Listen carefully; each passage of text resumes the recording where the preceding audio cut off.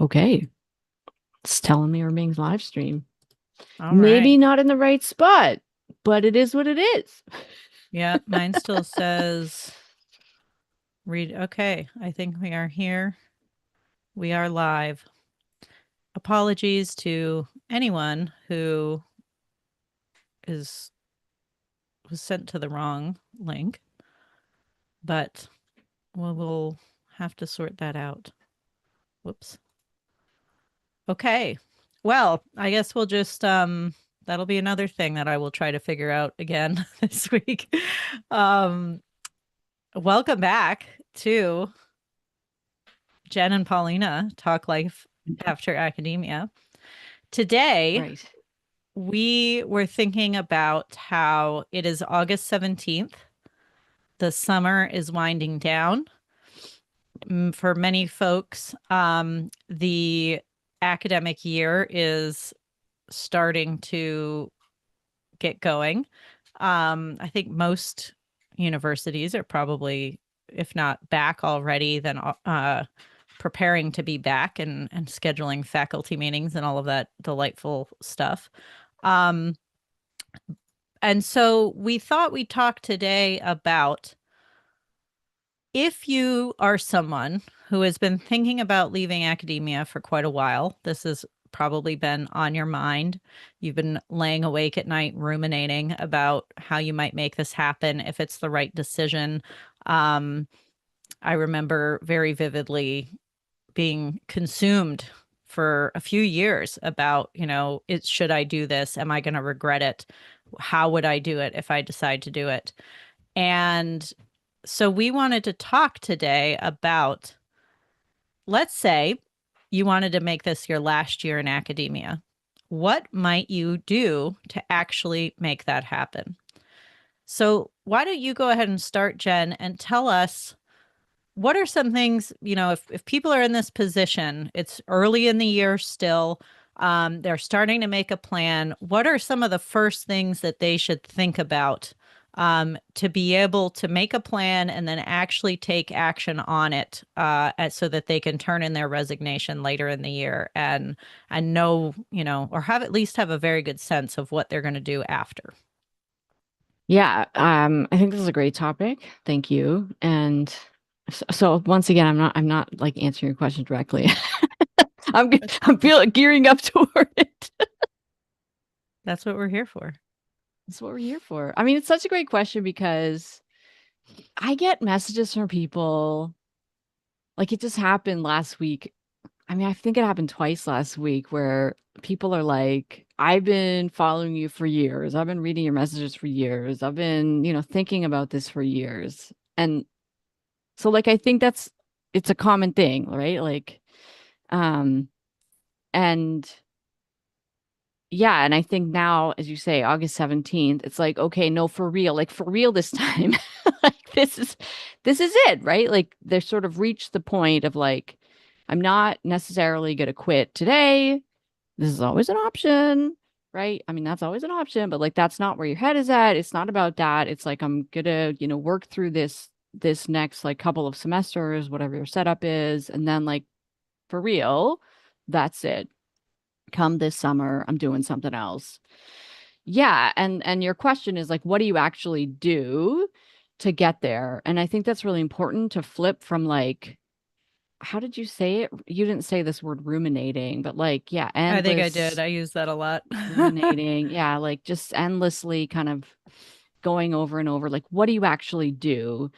And I think that's such an important question. Um, I think people they have this in their heads that leaving academia is like a boom done, like major choice, major I'm missing words too, but but instead it's not. It's about okay, I've made this choice in my mind. I've made this choice kind of emotionally maybe to disconnect from my profession, my academic employment, but I'm still employed. I still have a job to do. I'm still going to do it. I'm still going to earn my keep here.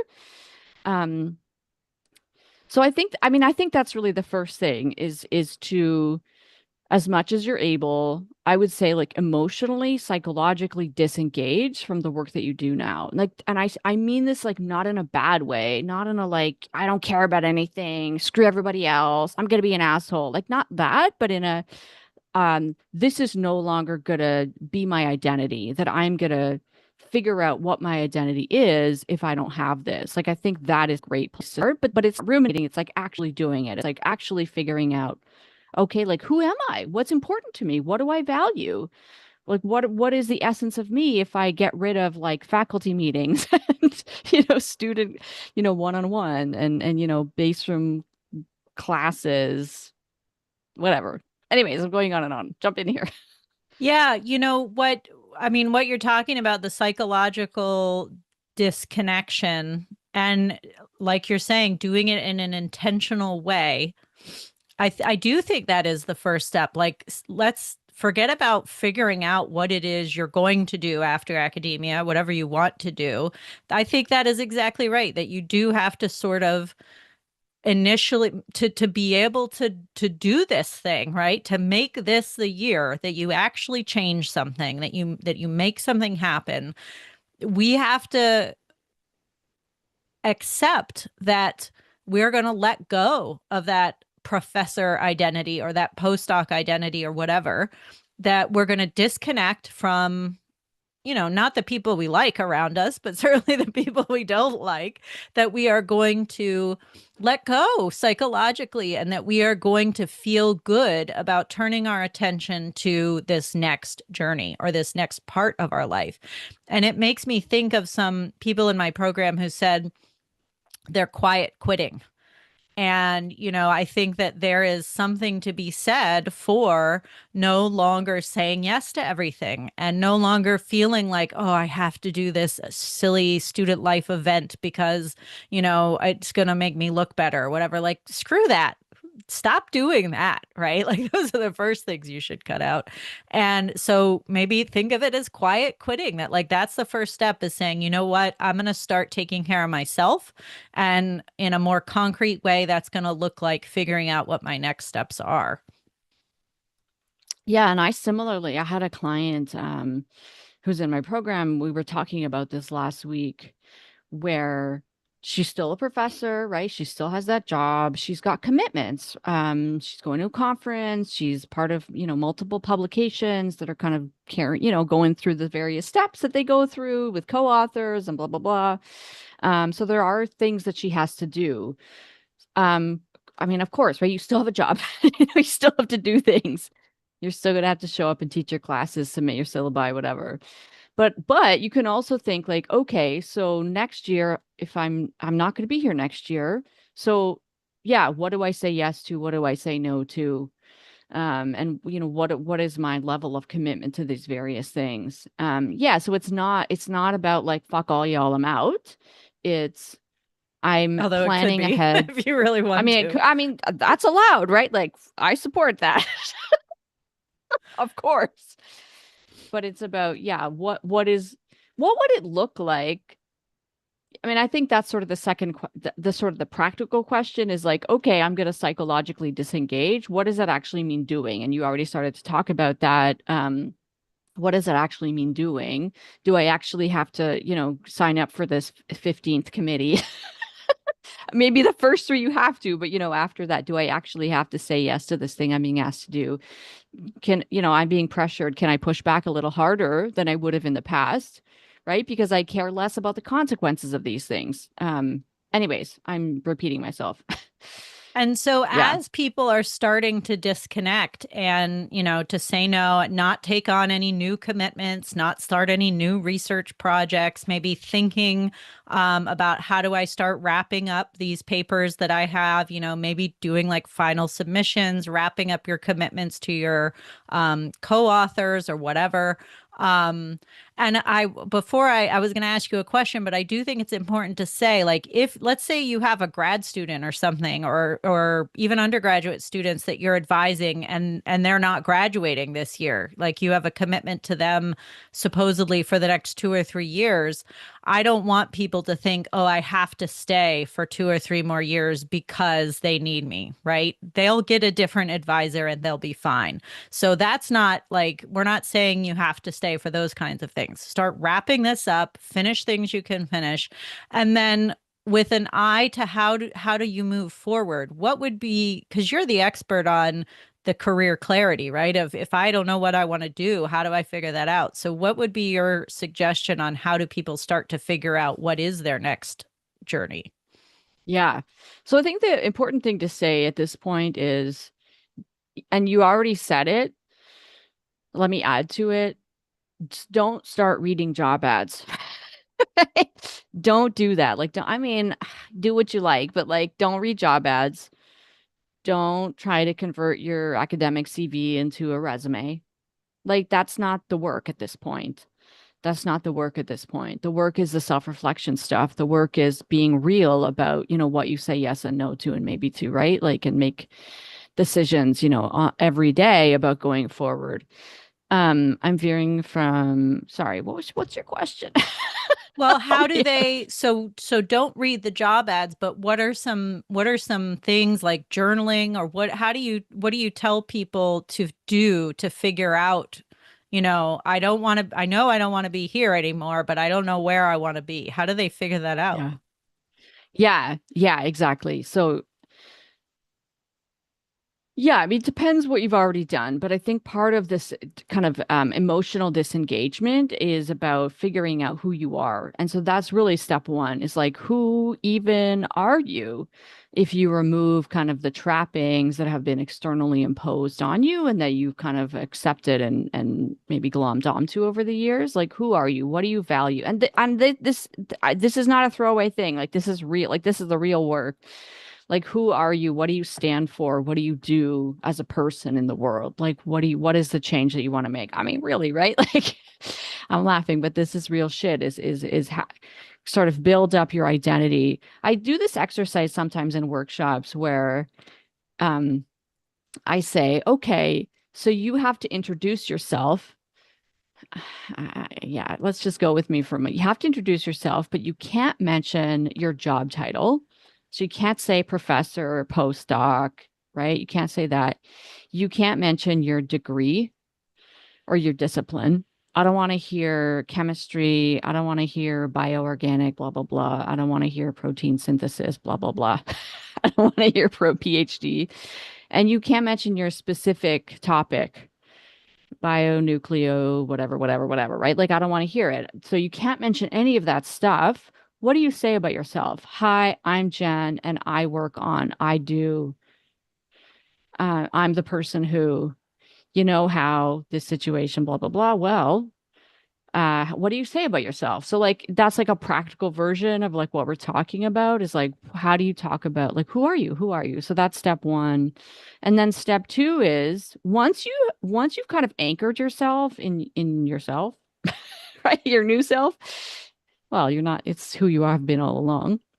Then then you go and research what's out there. You go and sure, you can read some job ads, you can listen to podcasts, you can go and talk to people. That's going to be most important. But like, I really want to emphasize doing the self reflection piece first. That's going to be so important because a lot of people, I call it shiny object syndrome. I'm not the only one who calls it this, right? You get really distracted by things that seem exciting. This happens when you talk to people or you read job ads or you write, you learn about something and you're like, oh, that's awesome. I want to do that. Well, hold up. Hold up. First you got to anchor, you got to root yourself in who you actually are and what you actually want. Am I starting to answer your question? Yeah, and it's funny that you felt like you had to preface that suggestion with, now bear with me, this is not a joke, right? Or whatever, however you phrased it. Like, because I have people do a similar, it's a different exercise, but it serves the same purpose, I think. And I feel like when I teach it in my workshops, I have to preface it with like, bear with me, like, because I call it's the dream step in my framework. And I feel like academics out there are just rolling their eyes like, come on, I need a job. I don't need to dream here. But like, it is absolutely true that if you are going to intentionally build a new career and a new life for yourself, you should take a minute and think about what you actually want that life to look like. Like, why are we going to go through all this and spend all this time and effort planning and making changes and quitting your job and then find out, 6 months or a year later that you hate what you've done?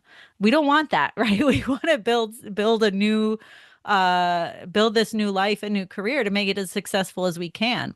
And so when I talk to people, I ask them to answer two questions and to spend time journaling on this or however they like to process their thoughts. Who do if you want to start an editing business or a coaching business, some kind of academic freelancing type thing, who do you want to support and what problems do you want to help them solve? And it sounds frou-frou. It sounds like, okay, yes, I'd love to support, social justice scholars who are having trouble writing their book.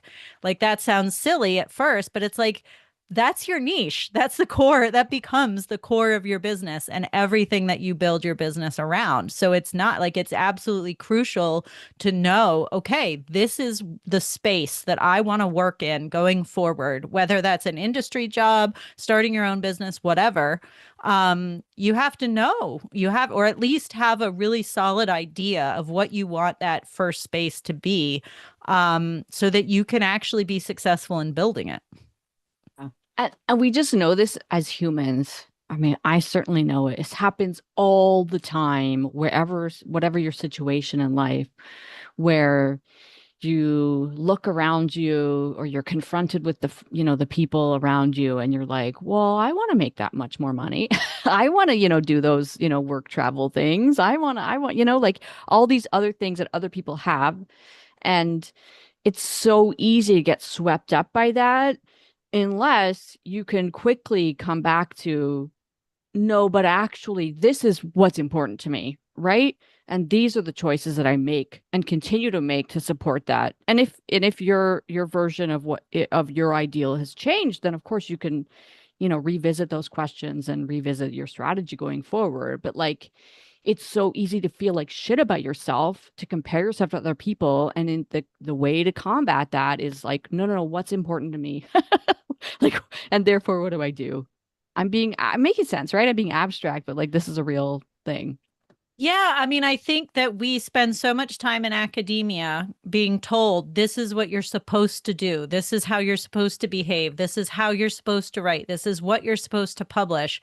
And something that I have noticed with people in my program is that, I tell them part of one of the exercises that we do during the cohort in my program is I have them make a post on LinkedIn, and they're terrified to do this. They're just like, what do I say? I don't know what to say. And it's so reflective to me of how like we think we have a voice in academia, and we do in terms of like our scholarship, but that voice has been pushed into a box. We have been pigeonholed to be this particular person who behaves and thinks and writes in a certain way, to the point that when I tell people just make a post introducing yourself on LinkedIn, probably like the exercise you were describing about who are you if you don't mention your job title, they don't know how to do it, or they're scared to say out loud, I am this person that's completely separate from Professor so and so.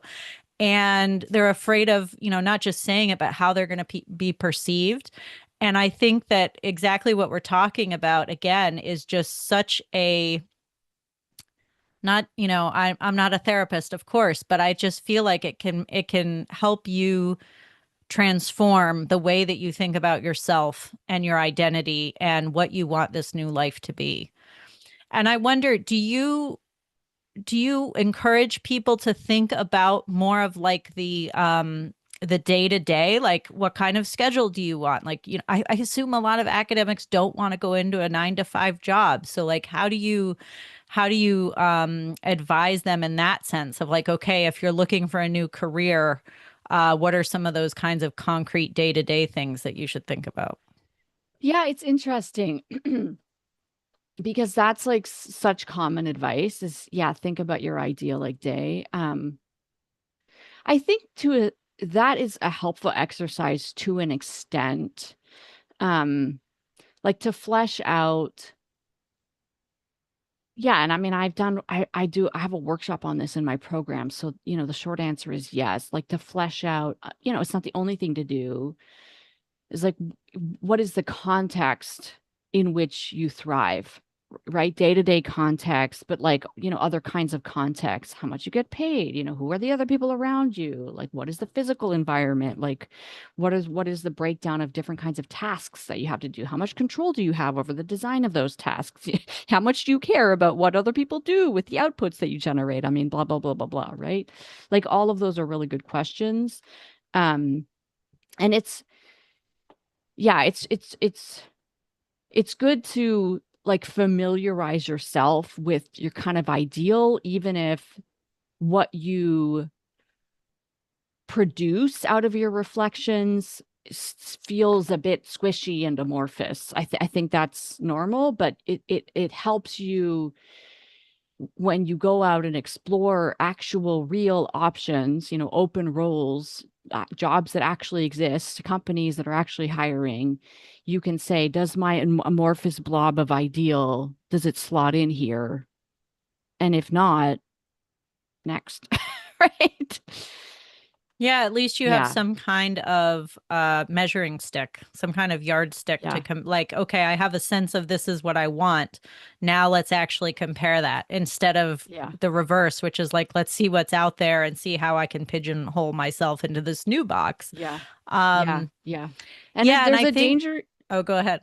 I'm interrupting because there's like a real danger here. I think that this kind of knee jerk, like academics can have this knee jerk, like, I don't want 9 to 5, I could never, I need to have control, I need my academic freedom. Some of that can be kind of a knee jerk reaction coming out of academic culture. And so I would be cautious about glomming on to things like that too quickly and get more nuance to it. Am I making sense?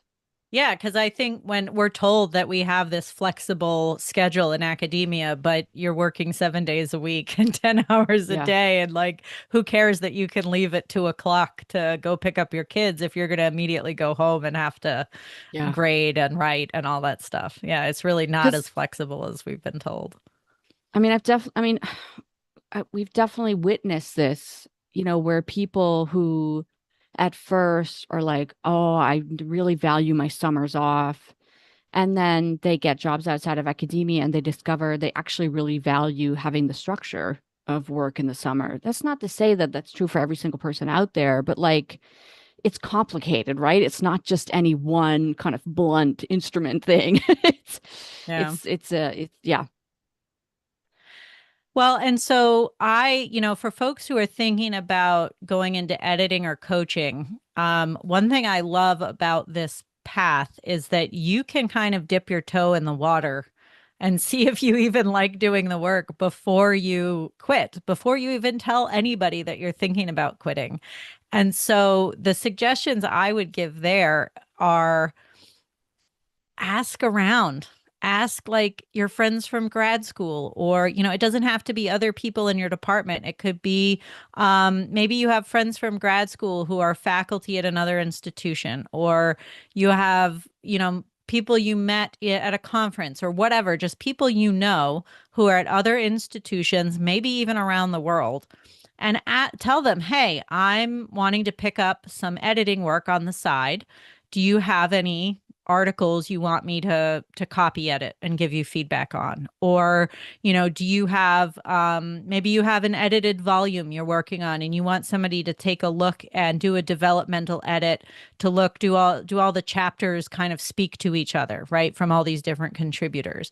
Or do you have a grad student who is struggling and needs some extra support? Could I be their dissertation coach, for the next 2 months or something? And just go for it. Don't do it for free.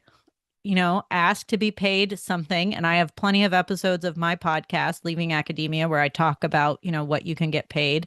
But just try it, right? Take on one client, maybe two clients, try it on like a new outfit, right? And see if it feels comfortable to you, if you feel good doing that kind of work. And for me, I think that's probably the most concrete piece of advice that I can give for folks. If you're thinking of making this shift this year into one of these particular roles, you can actually test it out and see if you like interacting with clients or not, right? Scheduling Zoom sessions. Is there something like that? You had mentioned, talking, like doing informational interviews or something. Is there some way that you advise your people of how they can, sort of try on the new identity, or at least get a better sense of what might be the right fit for them? Yeah, absolutely. These small contained experiments. And an experiment could be an informational interview, like right? Like, let's be real. I think that's great. Is this something that might interest me? Let me talk to one, maybe two, maybe three people, check out the vibe, right? Like, oh shit, nope. And I think freelancing, what you're talking about, is an amazing way of, and of course, it's not just about coaching and academic writing, um, editing. It can be lots of different types of works. Let me dip the toe in this type of water to test it out. When you're younger, people talk about job shadowing and like, okay, but that's not, I mean, that's not how most grown-ups are going to do this, right? Like that's not, you're not going to job shadow. And you're also, it's not going to be, probably, we're not talking about taking on an internship, right? Like those are probably not available to you and like way too big for what we're talking about here, which is, can I do one thing to test the waters? Can I get paid $100, $50, $1,000, whatever it is, to see if I like this? And there's lots of things that you may or may not like about the whole process. But yeah, these experiments, I think, are really valuable. And it could be lots of different things, right? Giving a talk at a senior center or the library. You might not get paid for that stuff, but like that's okay, right? Because those institutions are not making money off you, right? Like, well, I mean, it depends, I guess, but I'm veering for your point. Yes, I support experiments. I think experiments are great. And so what are maybe the next step, I think, as we're moving from like detaching from your current identity, your current role, scaling back commitments to your current role, then doing these exercises. I think that was step two, doing these kind of journaling type exercises to think about, what do you want your life to look like? What do you want your career to look like as you move forward? And then step three is sort of testing it out, right? Dipping your toe in the water, either by talking to other people through informational interviews, which you can do with editors and coaches as well, taking on a client here or there just to see what it's like. If we were to add a step four, what would be the most concrete thing to do? Is that like, should they start preparing their resume? Should they start looking at job ads? What would be the next step to like actually maybe try to land a job before they turn in their resignation? Yeah, so I think there's like a 3.5 or whatever here is at some point before I recommend going all in on, applying to stuff. Before you go all in on applying to stuff, I would recommend that you narrow things down, right? So as part of this process, you've probably brought in, oh, I could do anything. I have so many skills. There's so many things that are exciting. Yes, so that please go through that stage of like, I could do anything.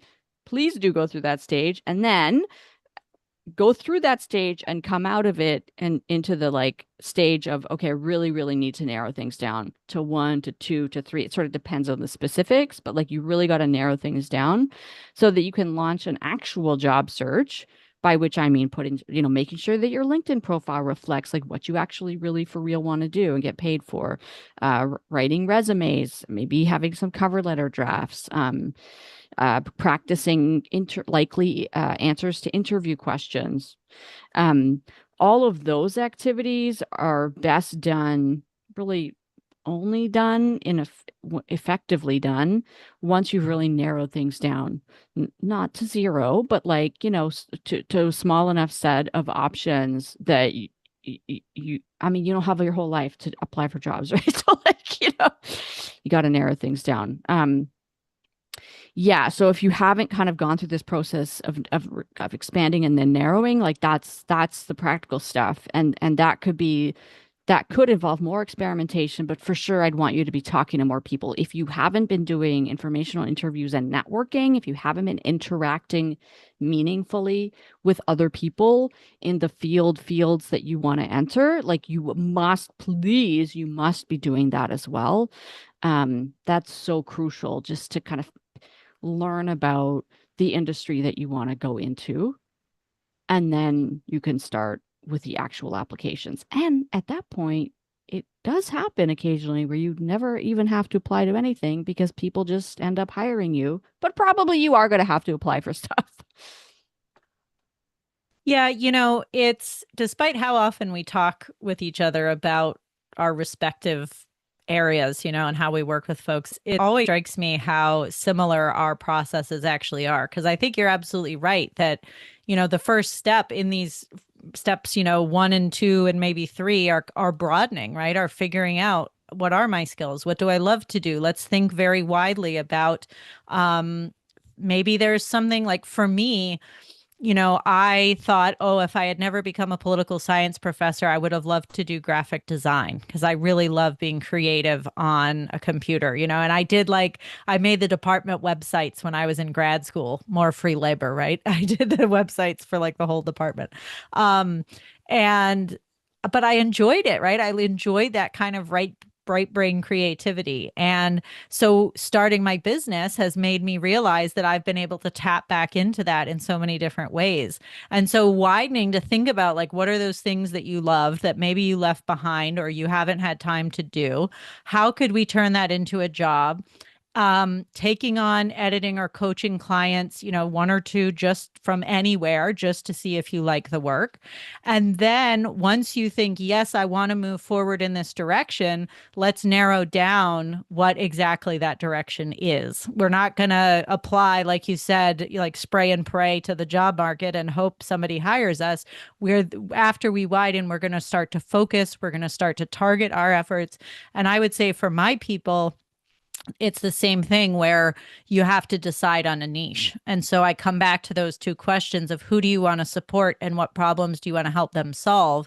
It can't be, grad students and I want to help them finish their dissertation. It has to be even more specific than that. Like what kinds of grad students? Are they first gen grad students? Are they parents? Are they, people who are in an EDD program and they're just wanting to finish the dissertation while they're also working a full-time job so they can get a promotion and a raise or right? Like you have to really narrow things down and figure out who is it that you want to work with and support because all of your messaging that you put out into the world has to target somebody. It has to speak to somebody's soul and their needs and their struggles. And you can't do that if you're just saying, oh, I help grad students finish their dissertation. So, yeah, I agree completely that there's a widening and then there is a focusing, a narrowing, a targeting as that sort of last step, to actually make the job happen or to make to figure out where the revenue is going to start coming from. Yeah. And so for the person who's like, okay, it's August 17th, I'm doing this year and then I'm out. What's great about all of these things that we're talking about is, yeah, to a certain extent, you do have to involve other people, but you're not at no point are you making a big announcement to your colleagues. I'm out, bitches. Like, at no point are you doing that. It's about what can you do on your own, maybe in conversation with other people who don't have to know anything about your current situation unless you want to share it, to kind of lay the groundwork so that when April or May or whatever the semester term ends, you can be ready to be interviewing for your next role and then resign on your own terms when the time comes. Yeah, absolutely. I think, we I saw somebody asking this question the other day in a Facebook group or something about, is it too late for me to resign my job before the fall? Hell no, right? Like, I mean, right now, where the conversation is about how do we plan over the course of the year. But I mean, I think I quit my job in July before the fall semester started a month later. This was in 2019. And like, whatever it is, you don't have to give them 6 months notice or a semester's notice or even 3 months or 2 months notice, you know wait until it's the right time for you. Give the notice. Don't feel guilty about it because you've spent this entire year planning. You've been thinking it through. You have this whole life that is waiting for you. And the last piece of advice I would say is um, what you do next doesn't have to be the thing that you do for the rest of your life. Most people in most careers change jobs every couple of years or something like that. They change departments, they change job titles, they change companies, they change everything. And we in academia are the weird ones who think you have to stay somewhere for 40 years until you die on your pile of papers at your desk, Like that is not the way it is supposed to be. And so don't feel like you have to, the thing you pick now, it has to stick for the rest of your life. Just find something else you enjoy and you'll be able to pivot again if the need arises. Yeah. Great. Yes. Thank you. Good luck, And folks. so if people are needing career clarity, where should they Yeah. go to work with you, Jen? Yeah. So career clarity, meaning if you're like, okay, I'm pretty sure I want out or I'm already out, but like what I'm doing right now isn't working, or for the academics who are still in it, I just don't know what would be a great fit for me. Maybe have some ideas, but I'm not clear on that. I'm your woman. Go to From PhD to Life, from PhD to life.com, all spelled out in words. And a great place to start, I recommend, is my free webinar. You'll find that on my website. You can watch that for some tips. Thank you. And for me, if you want a free workbook to help you identify the skills that you already have and how you can turn them into a business or services that you can get paid for, you can go to acadiaediting.com/map. Thanks for being